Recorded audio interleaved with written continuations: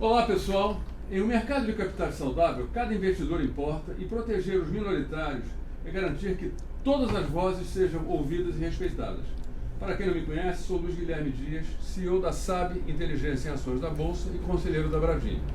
Sejam bem-vindos ao canal da Bradim, o espaço de diálogo sobre governança corporativa e defesa dos investidores. Hoje vamos falar sobre como fortalecer a proteção dos acionistas minoritários e tornar o mercado mais justo e transparente. Para essa conversa temos dois convidados especiais. Rony Nogueira, publisher, editor-chefe da revista RI, Relações com Investidores, que acompanha de perto a evolução das práticas de governança e comunicação entre empresas e acionistas. E Aurélio Valporto, presidente da Bradim, que lidera a defesa dos direitos dos investidores e traz a visão da associação sobre os desafios e oportunidades atuais. Prepare-se para um diálogo inspirador sobre como transformar decisões corporativas em espaços de equilíbrio, ética e participação. Então, vamos começar com Aurélio Valporto fazendo suas considerações iniciais. Por favor, Aurélio. Obrigado, Luiz. Obrigado, espectadores. Muito obrigado, Rony. É uma presença inestimável que vai agregar muito aos nossos telespectadores. Você tem muitas histórias e é o publisher da revista mais longeva do mercado de capitais brasileiro. É uma revista que mantém suas tradições com uma publicação gráfica de primeiríssima qualidade, coisa que tem sumido atualmente do mercado. Bom, vamos em frente. Ok, Rony, a palavra é sua. Obrigado, Aurélio, Luiz. É um prazer estar aqui para a gente falar um pouco sobre o mercado e sobre um pouco da história da revista, que sempre, trabalhou para disseminar as melhores práticas e, claro, culminando no maior respeito ao investidor, seja ele institucional e com foco também no investidor pessoa física. Então, fazendo só um retrospecto de por que e como a revista foi criada. A revista agora, em março, completa 28 anos. Ela surge em março de 1998 e ela surgiu junto com o Instituto Brasileiro de Relações com Investidores, o IBRE. Foi uma iniciativa, o IBRE e a revista foi uma iniciativa do meu pai, Ronaldo Nogueira, que vocês conhecem, e é suspeito para falar, mas um visionário no mercado, que sempre antecipou tendência, participou da criação da PIMEC, da BAMEC, hoje a PIMEC, do INE e várias iniciativas, inclusive lá nos anos 60 participou do grupo que criou a Lei do Mercado de Capitais.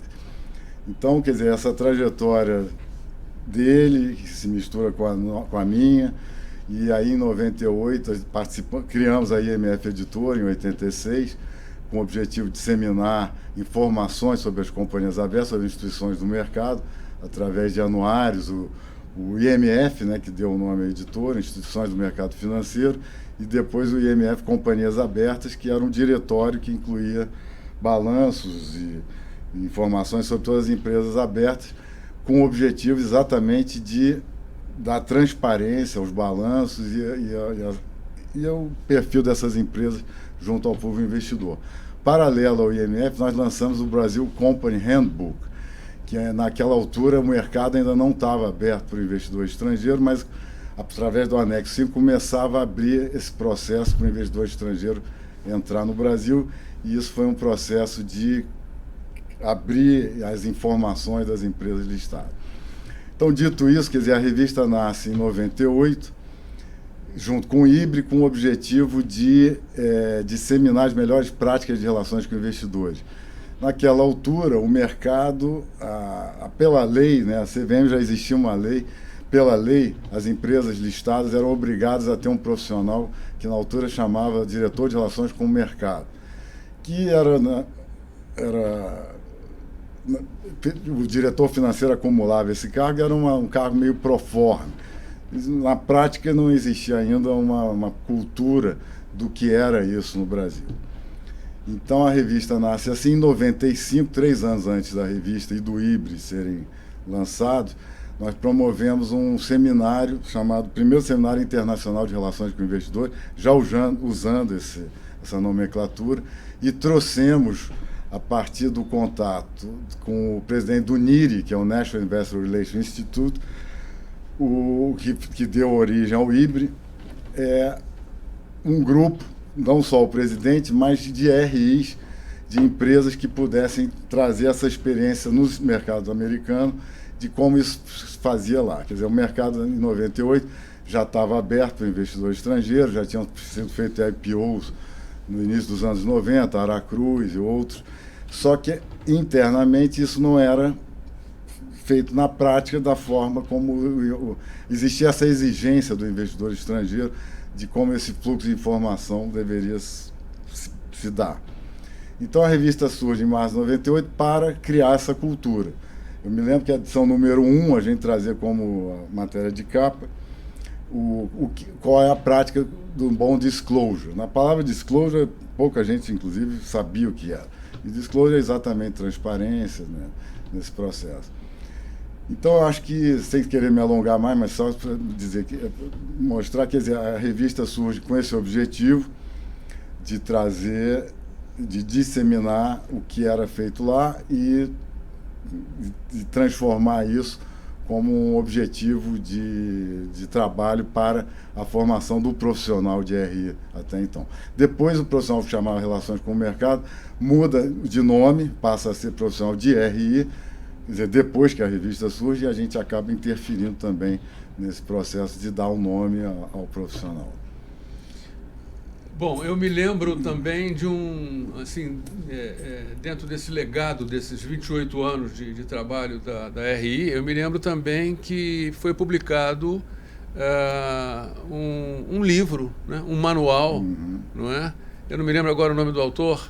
William Mahoney. William Mahoney. Isso eu deveria ter falado. A revista e o IBRE, quer dizer, quando nós fizemos esse evento em 94, em São Paulo, sobre esse seminário, o presidente do NIRI, na época, Lou Thompson, que era o presidente do NIRI na época, trouxe entre o material didático para esse evento o manual, o livro do editor-chefe da newsletter do NIRI, que era o Guia para Profissionais de Relações com o Investidor, Marketing de Relações com o Investidor, que era considerado a Bíblia do RI americano e escrito pelo editor da newsletter.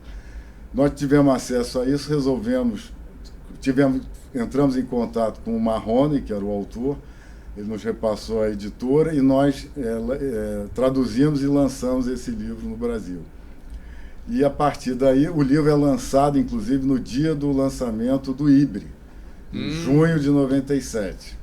Então, o Mahoney vem ao Brasil, o lançamento foi aqui na sede do Banco do Brasil, que, na época, foi um dos primeiros patrocinadores do IBRE. E aí, a partir daí, nós começamos a ter um contato com o Mahoney e a desenvolver a ideia, quer dizer, de lançar a revista. Então, eu brinco que a revista foi gestada a partir do nascimento do IBRE, que foi em junho, e ela nasce em março, quer dizer, 9 meses depois do lançamento do Instituto.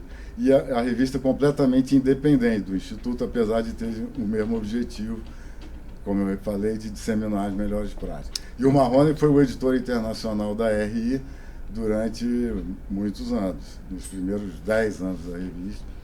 E até hoje nós mantemos um contato. O Mahoney, além de parceiro, virou um amigo, até do meu pai principalmente, e temos contato até hoje. Perfeito, que coisa boa. Seria o caso, aproveitando esse momento tão especial, seria o caso de lembrar alguns artigos que estariam no foco desse podcast, né? Ou seja, nós estamos aqui falando sobre proteção de acionistas minoritários, estamos falando também sobre transparência, governança corporativa, não é? Seria o caso de falar, porque eu me lembro que tiveram alguns artigos muito interessantes, né, dentro dessa linha, né, dentro dessa linha de pensamento, né, que é uma linha que ainda é muito crítico, né? Vale lembrar aí agora, a gente está vivendo aí a situação do Banco Master e outras situações ainda complicadas, vamos dizer assim, da gente ter uma compreensão mais clara, né? Você pode comentar um pouquinho, né, sobre algum desses artigos? Dentro dessa linha que eu falei, a revista nasce com esse objetivo de criar uma cultura de melhores práticas. E dentre essas melhores práticas, a governança, a responsabilidade social corporativa, isso tudo é um arcabouço que foi falado, né, na revista desde os seus primeiros números. Quer dizer, isso, claro, que culmina na proteção do investidor, que é o cerne do objetivo de um bom trabalho de RI. Quer dizer, o que o RI deve fazer? Ele é a interface entre o mercado e a empresa, né? Ele faz essa ponte, e o objetivo é tratar a informação de forma equânime, né? Você não ter privilégios, né? Um momento que até hoje, mas existia muito insider trading, insider information, né? Que a gente vem, e pouca punição nesse processo. E as melhores práticas envolvem isso. Então, eu diria que o grande guarda-chuva disso seria a governança, e para que isso se pratique de forma direta.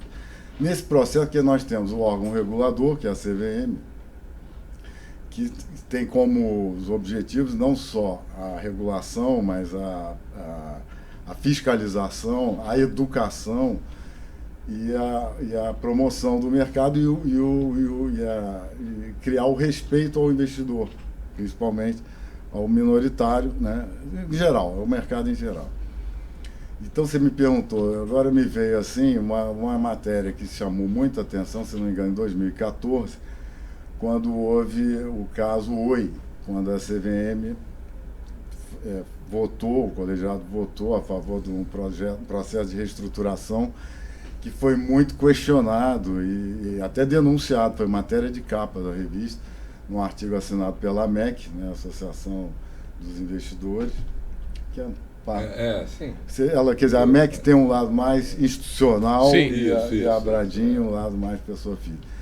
E que foi polêmica na época, que denunciou isso, que era um retrocesso nas práticas de governança. Mas eu atuei muito nesse caso da Oi também. Pois é. Não, porque eu acho que o problema atacava os dois lados, quer dizer, todos os investidores como um todo. Foi uma fraude vergonhosa e aprovada pela CVM. A CVM fez um grande desserviço ao mercado de capitais brasileiro. Eu vou dizer que ela não melhorou muito de lá para cá, não, infelizmente. Eu acho que isso é uma questão, isso é um assunto que, aliás, a CVM vive uma situação hoje, né? Se você avaliar, nós estamos com um colegiado só com um presidente e um diretor, quer dizer, com 3 vagas em aberto há muito tempo. Tem alguns nomes, 2 nomes, acho que indicados para presidente e para uma vaga de diretor, e o outro ainda não foi.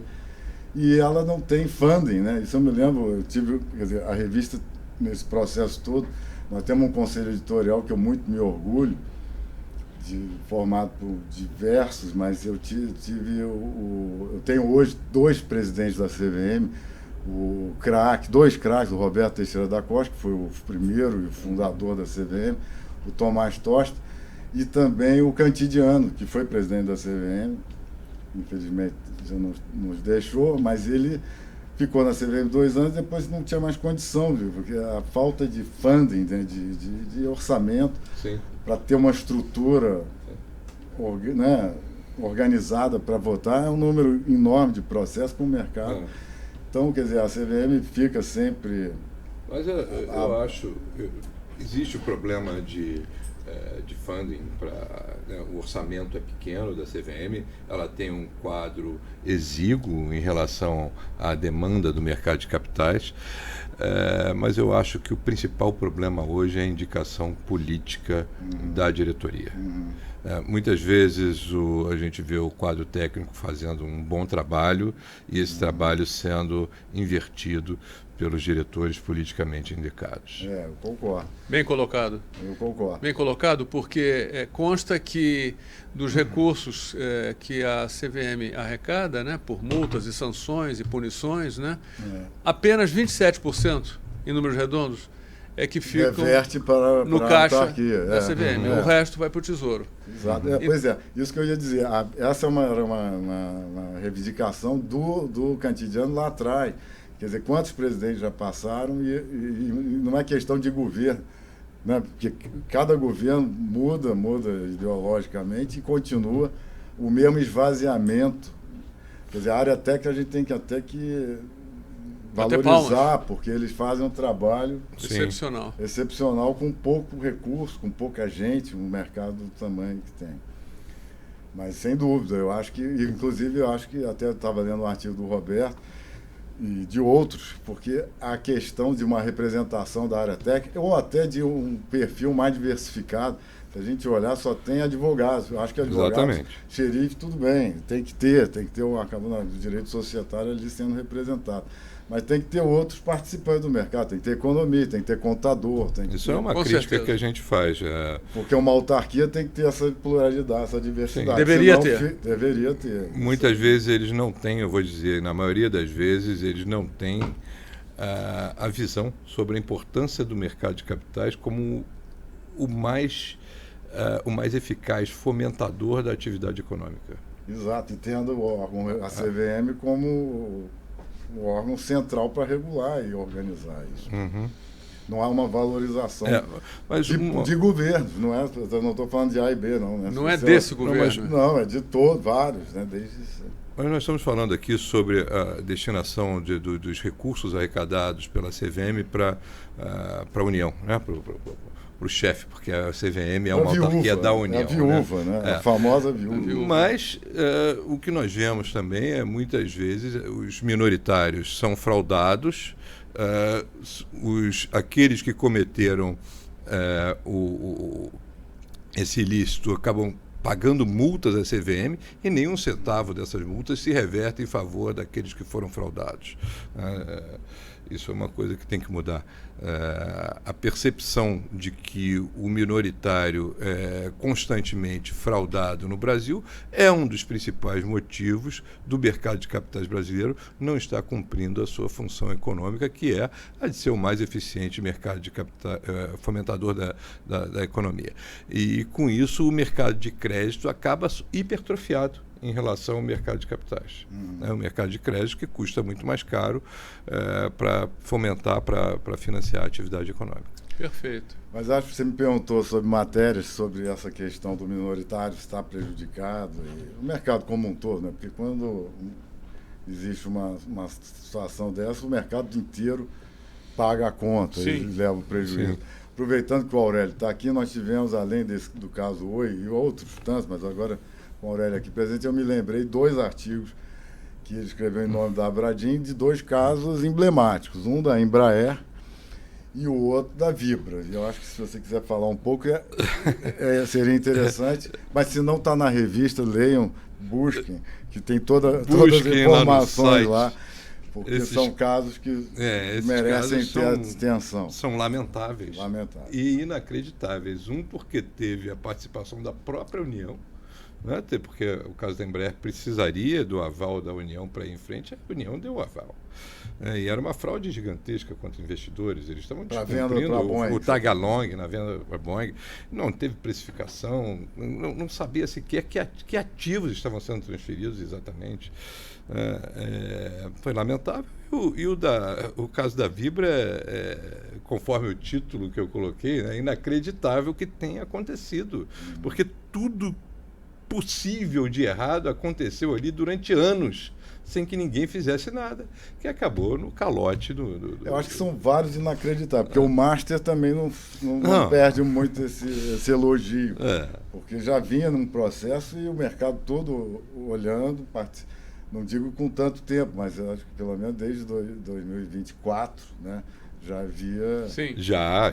E eu vou te falar a respeito do Master.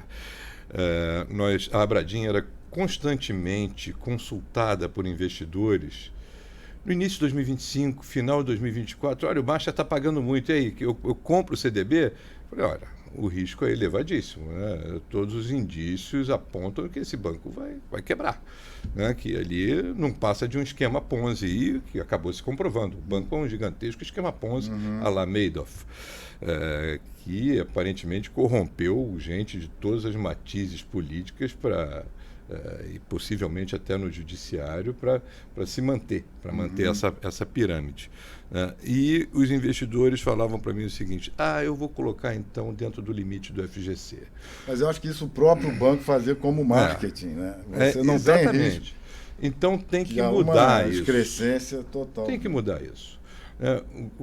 A maior parte dos investidores, pelo menos os que nos consultaram, eram investidores experientes que colocavam uma pequena parcela dos seus investimentos em CDBs do Master, se fiando, né, no verdadeiro lastro que era o FGC. Agora, falar em lastro, só um parênteses que eu acho importante, porque existia um projeto para que ampliasse de 250 para 1 milhão. Pois é, isso tem toda a cara de corrupção, né? Toda a cara de corrupção. Então, eu entendo, embora nós trabalhemos pela defesa dos minoritários, mas, em primeiro lugar, eu acho que vem a economia do país, porque todos os brasileiros são, de alguma forma, minoritários, das empresas estatais, por exemplo.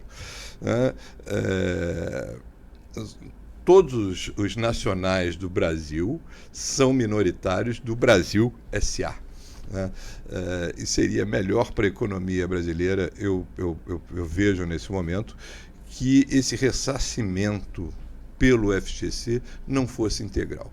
Porque se houvesse uma pequena parcela, olha, vai ser ressarcido pelo FGC, mas em 90%.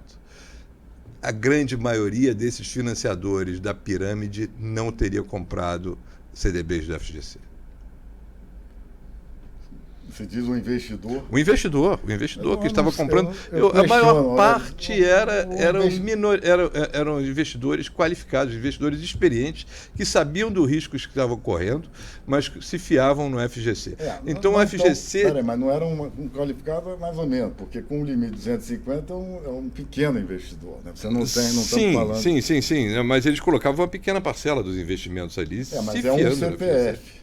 Se ele tiver investimento em outro, era um CPF. Quer dizer, era um ganho para um grande investidor pequeno, né? Se você era um CPF, mas colocava alguma coisa ali. Né? E isso financiou. 10%, um país onde todo mundo joga no bet, sabe? É mais um jogo ali.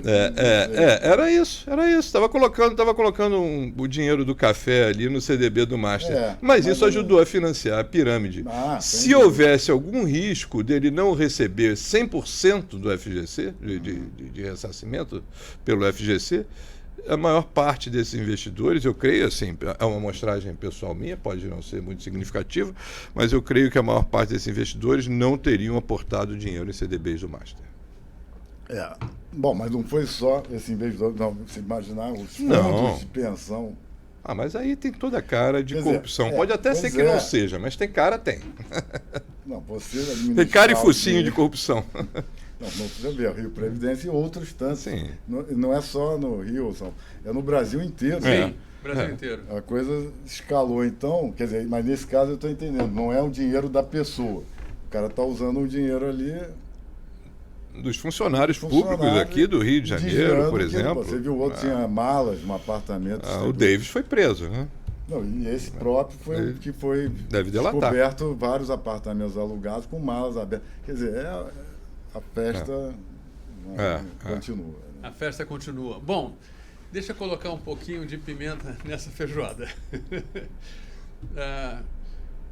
Outro dia eu fiquei surpreendido, porque eu fiz uma pesquisa usando inteligência artificial do número de percentual de investidores minoritários no Brasil, em renda variável. E fui surpreendido com um número absolutamente enorme, né? 99%. Eu digo como? 99% dos acionistas em renda variável são minoritários. Portanto, apenas 1% é que fazem parte do bloco de controle. Isso é fantástico, não é? Então, deixa eu colocar aqui na mesa, não é? Não diretamente para o Rony, mas para o Rony e para o Aurélio, né? Ou seja, na opinião de vocês, o que falta para o investidor brasileiro se sentir protegido, como ocorre em mercados mais maduros? O que falta, vamos dizer assim? Bom, acho que a palavra-chave é educação, que é o que é a base de tudo, né? Então, para ele reivindicar uma proteção, ele tem que entender como o mercado funciona, e aí, infelizmente, a gente sabe que é um projeto de você, Luiz, mas que uma hora vai ter que começar, né?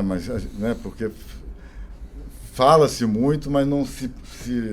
E não é só para, quer dizer, para estudantes e tal, isso tinha que ser um processo que começasse no jardim de infância, né? Porque você começar uma formação do entendimento do que é investir com uma educação financeira para a vida, mesmo não necessariamente para investir no mercado, em ações, para se organizar economicamente. Isso falta. Sem isso, se você não criar essa cultura lá na origem, a coisa fica mais difícil. Para que ele se sinta protegido, aí é ter o arcabouço. A gente falou da CVM, a gente falou da formação das boas práticas das empresas, que seja cobrado, porque são vários atores né, nesse processo. O investidor está na ponta, dependendo de todo esse grupo que tudo funcione. Se um não funciona, se quebra alguma coisa nesse processo, a insegurança se instala e aí você deixa de investir. Agora, e aí a gente estava falando sobre isso, quer dizer, é curioso, quer dizer, que no Brasil tem gente que diz que investe em bet e joga na bolsa. Quer dizer, é um paradoxo em si, né? Você encara a bolsa de valores como um cassino e o bet como um investimento. Então, enquanto não houver um entendimento, uma educação, e usam o dinheiro lá como é que chama? Da Bolsa Família, Bolsa isso, Bolsa daquilo, para jogar. Quer dizer, isso mostra total falta de ignorância nesse processo e de educação, né, do investidor. Uma outra, vamos dizer assim, constatação visível é você passar em frente a uma loteca, né, e ver filas para fazer a Mega Sena. A fezinha na Mega Sena. Mas isso diminuiu, porque com o bet, agora com o celular, eles ficam o dia inteiro ali, sabe-se lá perdendo quanto. Infelizmente. É lamentável. Mas é a punição. Você, para ser sócio de alguém numa padaria, você tem que confiar no seu sócio. E se esse seu sócio te passa a perna, você vai dar um processo criminal contra ele, pode ir preso. Aqui no Brasil, nas empresas de capital aberto, raramente a gente vê um controlador que age de má fé, lesando os demais sócios, os seus acionistas minoritários. E ter uma punição à altura. Exatamente isso. E, pelo contrário, muitas vezes a gente vê... Esses termos, os TACs da CVM, eu acho uma vergonha. Esses termos de compromisso acabam muitas vezes encobrindo crimes. Isso, para mim, deveria ser decidido no judiciário, tá? Pelo Ministério Público especializado, se cabe ali TAC ou não. Não deveria existir da forma que é. Porque muitas vezes o sujeito rouba 1 bilhão, faz um TAC de 50 milhões e fica por isso mesmo. Está resolvido o problema. É a mesma coisa que o sujeito assaltar um banco, pego na porta pela polícia, roubou 1 milhão, a polícia fala, não, paga uma multa de 10 mil aqui e vai embora com o resto do dinheiro. Absolutamente. O risco vale, né? É um risco pequeno. Compensa. O crime compensa. O crime compensa o crime sem castigo. Né? Então, precisa haver punição para aqueles, como tem nos Estados Unidos, né? Porque lá eles sabem que o mercado de capitais é o principal fomentador da economia. As pessoas a população costuma formar a sua poupança para a aposentadoria desde cedo no mercado de capitais, para viver de dividendos. Vive do trabalho na sua fase produtiva e depois vive da renda do capital que acumulou durante a vida. Né? E assim deveria ser aqui. Esse é o modelo a ser seguido. Infelizmente, não é. O Madoff, por exemplo, tomou 150 anos de cadeia e morreu na cadeia. Preso se não tivesse morrido. Você estaria preso ainda 150 aanos de cadeia, sem direito a condicional. Vai morrer na cadeia de qualquer maneira. Não tem nenhum caso desse preso, né? Não. Nós temos vários casos semelhantes, mas nenhum preso. Não tem. Nenhum. O que é lamentável. Então seria falta de intervenção regulatória? Olha, a governança... Nós nós temos evoluído, mas assim, a passos de cágado. Tá? O Mauro Cunha, que foi presidente da AMEC, um dos fundadores do Instituto Brasileiro de Governança Corporativa, fez um trabalho excelente em criar esses princípios de governança corporativa. Né? Eu penso que muitos desses princípios de governança deveriam se tornar leis e criminalizar o seu descumprimento. Então, isso seria um outro passo, um passo adiante. A empresa que o responsável pelo RI que não for transparente, cadeia. Nós precisamos ter maior grau de punição e ressarcimento aos acionistas lesados. E de forma célere, eu acho que deveriam haver varas especializadas em crimes no mercado de capitais que resolvesse esses casos da forma mais célere possível, como o mercado exige. Muito bem. Concordo, acho que é por Muito aí. bem. Crime sem castigo é um incentivo. É um incentivo, exatamente. O crime compensa, então vamos fazer mais crime, não é? Exato. Bom, então falamos rapidamente sobre o Oi, falamos sobre Embraer, falamos sobre Vibra, não é? Existem outros casos, não é? Teve um que atuei muito, que foi o caso do Ike Batista, né? Sem falar no caso do grupo EBX, não é? Grupo X, né? Do grupo X, não é? Que, enfim, lamentavelmente deixou uma imagem extremamente negativa, né? Sobre como um grupo pode se desenvolver por meio do mercado de capitais. Lamentamos até hoje, né? Seria um exemplo para os jovens, principalmente, não é? De um empreendedor bem-sucedido, não é? Enfim, temos muito que aprender ainda, né? Eu acho que você, Rony, tocou no ponto nevrálgico da questão, que é, sem educação a gente não vai adiante. Sim. Agora, será que nós somos e seremos o país do futuro? Porque se somos o país do futuro, essa educação nunca vai ficar pronta. Ela nunca vai terminar, vamos dizer assim, não é? Então, a gente está muito preocupado, não é, Aurélio, lá na Abradim, de criar ações por meio de podcasts como esse, não é? E por meio de seminários também, não é? E daí nossa associação com a SAB. Né? Sim, a associação com a SAB. A SAB tem essa vocação, vamos chamar assim, né? Já desde muitos anos atrás, de modo que a gente vai fazer a nossa parte. Isso eu tenho certeza. Nós vamos fazer a nossa parte. Nós vamos deixar uma parte feita, né? E vamos brigar para que as mudanças sejam efetivadas, né?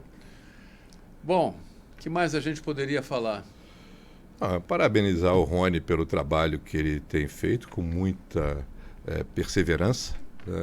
A gente sabe que não é fácil manter uma publicação impressa hoje aqui no Brasil, ainda mais com essa qualidade que nós temos aqui, né? Um papel couché.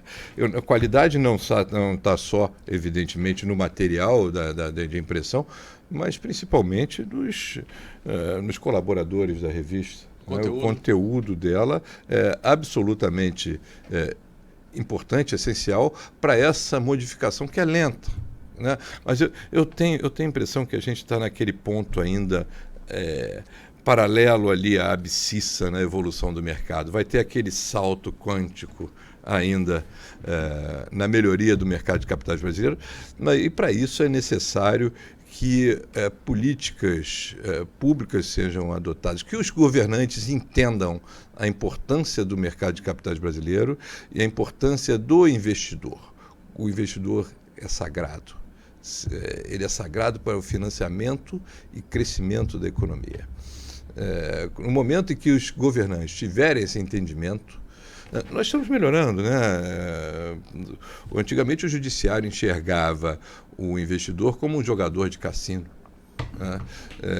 E essa percepção já mudou. Eu sei porque eu atuo em diversos casos junto à justiça e eu vejo que o conhecimento dos procuradores e dos magistrados especializados, que estão se especializando nesse tipo de assunto, mudou completamente. O Ike mesmo, ele está respondendo só por crime contra o mercado de capitais há praticamente 30 anos de cadeia, né? Está recorrendo. Enfim, essa evolução é lenta, mas ela vem ocorrendo e o trabalho do Rony faz parte desse processo, essencial para que esse processo ocorra. Obrigado, Rony. Eu que agradeço. Só queria complementar que a revista, como eu falei, eu lembrei, ela começa como um trabalho didático, né, de formação de uma cultura das melhores práticas, e ela vai evoluindo ao longo do tempo para criar um fórum de debates dessas questões já na prática. E nesse processo, são 28 anos, a revista está no número 298, agora em abril ela completa 300 edições. Mensais, né? Mensais. E a gente, durante esse processo, firmou parcerias, claro, com o Híbrido desde sempre, desde o início, mas com todas as principais entidades do mercado, com a Bradim participando e colaborando com artigos, mas veio a PIMEC, a AMEC, o IBGC, agora o 30% Club Brasil, que acaba de entrar no Conselho, que é um organismo para a diversidade, a inclusão e a participação de mulheres nos conselhos. Quer dizer, é uma gama de informações e de instituições que eu acho que nós temos um arcabouço muito bem construído, né?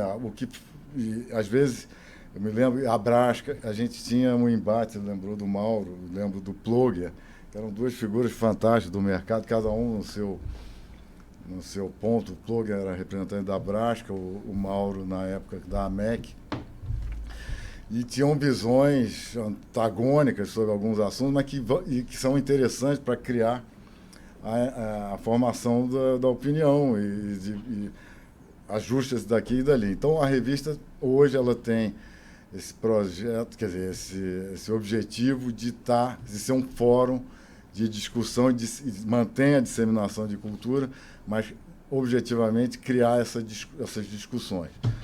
E a gente está ampliando agora, a ideia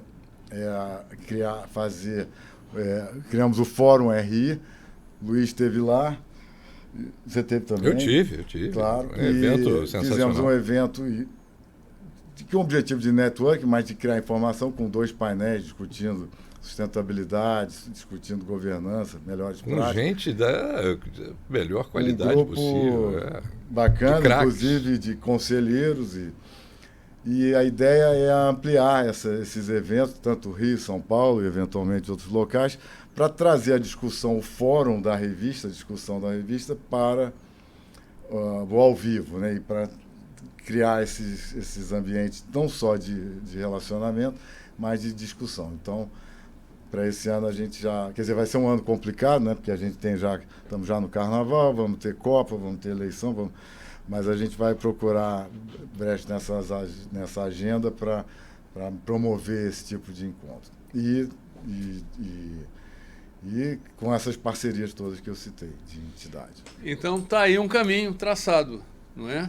Ou seja, a união de forças dessas associações, dessas entidades que você citou, não é? Que seria o terceiro setor, não é? Sociedade civil organizada, né, se unindo para fazer as mudanças necessárias, né? Aquilo que o governo não é capaz, ou as próprias deficiências que o mercado tem em si próprio, não é? A gente pode ter esses enforcements, vamos dizer assim, por conta dessas entidades do terceiro setor. Porque tem provocar, né, as discussões para que evolua, no que depender do governo, mas tem autorregulação, né? Quer dizer, as entidades já promovem esse tipo de... E cobrar, né, do órgão regulador, de todos, se manter de uma forma sempre proativa, e para que isso ande, que não acabe, eu não sei se vai ser possível acabar, mas que se diminua de forma considerável esses escândalos que a gente tem acompanhado. Acabar não vai acabar, nem nos Estados Unidos acabou, né? Mas aqui no Brasil eles são recorrentes, praticamente se tornaram regra. E aí cai onde a gente chegou pela impunidade, isso é que eu acho que é o... No mínimo, atenuar essas grandes discrepâncias, né? Exato. Então, convidar os nossos telespectadores, para aqueles que não leram ainda o artigo sobre o case Embraer, o case Vibra, não é? Que está lá, documentado, né? Está lá para você, não é? Então, chegamos ao final né? Eu sempre fico um pouco triste quando chego ao Foi final. rápido, né? Eu achei que porque é rápido, estava no né? começo. Eu queria dizer o seguinte: o objetivo é proteger os investidores minoritários, proteger a essência do mercado de capitais. Isso cada voz conta, cada voto importa, e juntos podemos construir empresas mais éticas, transparentes e sustentáveis. Eu agradeço a participação do Rony Nogueira e do Aurélio Valporto, que trouxeram reflexões valiosas sobre como fortalecer a governança e garantir que todos os acionistas tenham espaço nas decisões corporativas. Que este episódio seja um convite para você, investidor, se engajar ainda mais, participar das assembleias e exercer plenamente seus direitos no futuro das companhias. Também depende da sua presença e da sua voz. Obrigado por nos acompanhar. Continue com a Bradim nessa jornada pela defesa dos investidores e pela construção de um mercado mais justo e equilibrado. Se você gostou deste episódio, acompanhe os próximos conteúdos do canal da Bradim e compartilhe também com quem se interessa por governança corporativa e proteção dos investidores. Ok? Muito obrigado pela sua participação até aqui e até a próxima.